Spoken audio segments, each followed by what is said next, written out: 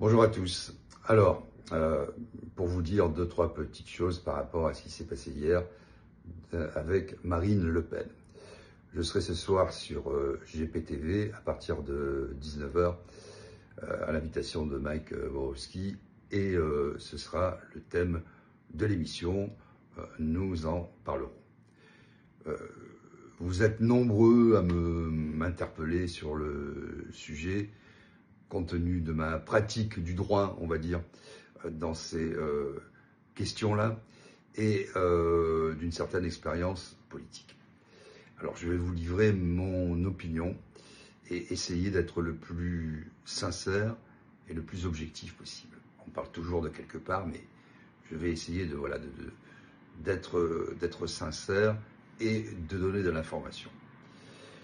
Premièrement, hier, et j'avais dit deux choses, que Marine Le Pen serait probablement candidate, et deuxièmement, que ceux dont on l'accuse, et encore une fois, mon propos n'est pas politique, tous les partis politiques représentés au Parlement, en tout cas moi je l'ai fait, j'étais attaché parlementaire à l'Assemblée nationale, tout le monde faisait ça. Et il est très compliqué.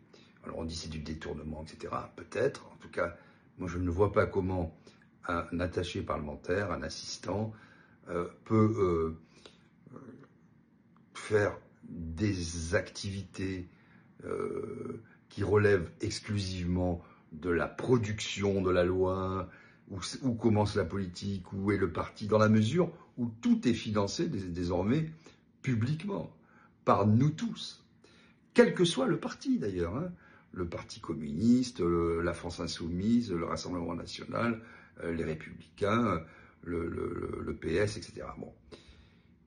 C'était autre chose quand avant les lois sur le financement de la vie politique dans les années 90, les personnes morales pouvaient donner de l'argent, soutenir un candidat ou un parti. Aujourd'hui, ce sont les Français qui financent tout ça et qui financent aussi les partis politiques. Donc on voit déjà, personne n'en parle jamais de ça, que cette frontière ne tient pas. C'est du juridisme stupide. Il n'y a pas de frontière dans les différentes activités.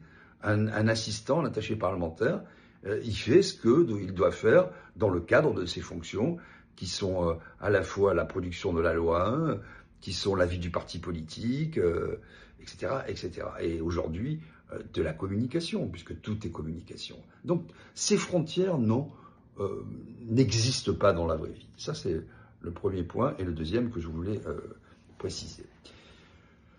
Sur la décision elle-même. Alors, évidemment, la justice s'offre un peu une virginité, en disant, regardez, on a bien compris, Marine Le Pen d'ailleurs, dans l'appel, a moins tapé sur la justice, et les juges donnent l'apparence, et c'est très important, de clémence, d'une certaine clémence, en disant, bon, on est allé peut-être un peu fort en première instance, 5 ans d'inéligibilité.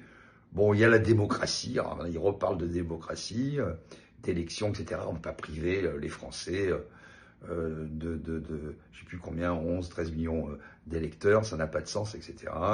Et on ne va pas priver les Français de Marine Le Pen, elle a le droit de se présenter. Attention, il y a évidemment la question de l'inéligibilité qui saute, puisque en réduisant le temps de l'inéligibilité, on peut considérer, et on doit considérer, que celle-ci est purgée. Reste la question du bracelet électronique.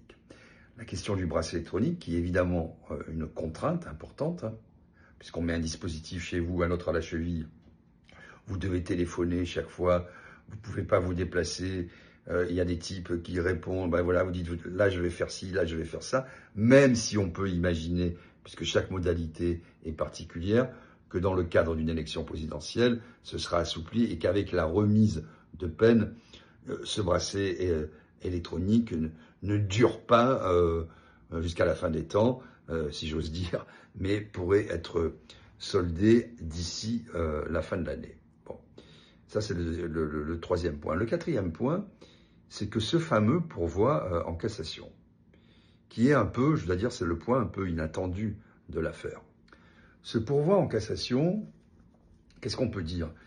Autant sur l'appel, il fallait aller vite, et là les juges sont allés vite, autant sur la cassation, il vaudrait mieux que ça intervienne le plus tard possible, dans la mesure où si d'aventure Marine Le Pen était élue, le statut du président de la République la protégerait de toute attaque.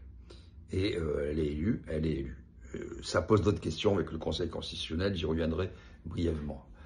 Parce que c'est quand même M. Ferrand qui va décider, sans que ce soit absolument pas susceptible d'appel, il décidera si elle peut être candidate ou pas. Bon.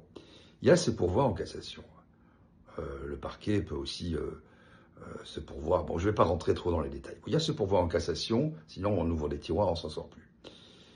S'il intervient tôt, il peut, effectivement, mais rien ne l'y oblige, hein, il peut casser le jugement d'appel, et alors, à ce moment-là, qu'est-ce qui va s'appliquer? Est-ce que c'est, au nom de l'unicité de la peine, l'ensemble du dispositif qui va s'appliquer, ou est-ce que c'est une partie du dispositif qui va s'appliquer? Autrement dit, est-ce qu'elle sera libre de ses mouvements? Est-ce qu'on ne va pas repartir dans de l'inéligibilité? Ça, honnêtement, je suis les débats, j'ai regardé la jurisprudence, j'en ai parlé avec Régis de Castelnau, on fera une émission aussi sur le sujet. Il y a un débat, il est très pointu, il est très complexe, et je dirais que les juges peuvent aller dans un sens comme dans l'autre. Parce qu'il n'est pas vrai que les juges, et je suis bien placé pour le savoir, parce que j'ai encore des affaires pendantes et que j'en ai conduite, j'ai porté un certain nombre d'affaires au Conseil d'État ou en cour de casse, c'est évidemment, ce sont des jugements politiques.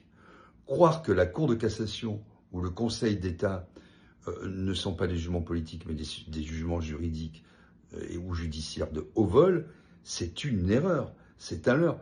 Il n'y a pas plus politique que la Cour de cassation, et il n'y a pas plus politique, encore plus que le Conseil d'État, et encore plus que tout ça, il n'y a pas plus politique et politicien que le Conseil constitutionnel, surtout avec M. Ferrand, qui n'était même pas été capable d'avoir un DUG, qui n'a même pas fini une première année d'études. Il a fait un peu d'allemand, un peu de droit, il était tellement mauvais qu'il a fini politique. Il n'a même pas un diplôme, et il est nommé à la plus haute instance de France d'un point de vue du droit. Bon, je referme cette parenthèse. Donc vous voyez bien, on le développera demain avec Régis, ce soir sur GPTV, vous voyez bien que les choses ne sont pas si établies que ça. Alors, moi j'avais dit, elle peut être candidate. Oui, elle peut être candidate. Ce qui change quand même les choses, c'est ce pourvoi. C'est-à-dire, soit, et elle s'est, je pense que c'est un peu la voie qu'elle a choisie, Marine Le Pen, c'est-à-dire, elle passe par la petite porte qui est entrouverte de la justice, et elle fait avec ses conseils du juridique, voire du juridisme, et elle essaie de convaincre les juges que voilà, il faut agir dans ce sens et lui permettre d'être candidate. Soit elle adopte une position plus combative, c'est-à-dire plus politique, et elle dit quoi qu'il arrive, de toute façon, je serai candidate. Cette deuxième option, quand on regarde l'interview conduite par Gilles Boulot, pour l'instant, n'est pas celle qui a été choisie. La campagne n'a pas commencé, nous verrons. Mais croire que pour le Rassemblement national et pour Marine Le Pen, les choses sont gagnées, que les juges vont faire preuve de mansuétude et permettre à la démocratie de se dérouler pour que l'extrême centre ait enfin un candidat ou Jean-Luc Mélenchon dans lequel la démocratie, à travers lequel la démocratie pourra s'exprimer, c'est une erreur fondamentale. Alors voilà, quel est l'enjeu? Il va y avoir sans doute, peut-être, on verra, mais il y a une forte probabilité pour qu'on se retrouve avec Jean-Luc Mélenchon et Marine Le Pen au deuxième tour, mais il va falloir que l'un et l'autre, Jean-Luc Mélenchon fera de la politique, ça c'est certain, j'ai aucun doute là-dessus. Mais Marine Le Pen, elle aussi, devra faire de la politique, de telle sorte que les Français aient le choix. Parce que si c'est pour passer sous les fourches caudines encore de la justice en disant j'attends, je vais voir, je me soumets, etc., si elle n'engage pas un bras de fer vis-à-vis des décisions judiciaires, je veux dire, à quelques semaines du premier tour, elle peut avoir une décision qui la tue définitivement et qui tue aussi, du coup, le Rassemblement national, puisque ça sera la panique et il n'y aura pas, il va falloir tout réinventer, etc., etc. Je dis tout ça, c'est pas politique au premier degré ce que je raconte, c'est pour, puisque beaucoup me demandent, éclairer, j'espère, un petit peu le contexte, voilà, de ce qui est en train de se jouer. C'est-à-dire, d'un côté, allez, on va dire l'état profond, c'est-à-dire avec tout ce qui se passe dans la justice, etc., avec les médias dans la boucle et tout, de l'autre, la véritable démocratie, le peuple. Et peut-être avec un combat Mélenchon-Le Pen. Voilà ce que je voulais vous dire, mais on le développera ce soir. J'espère avoir été assez clair. Ce sont des problèmes juridiques et judiciaires très complexes et inédits. Donc, il ne faut pas faire le kéké. Hein. C'est inédit, donc on ne sait pas dans quel sens ça peut tourner. Bonne journée à tous.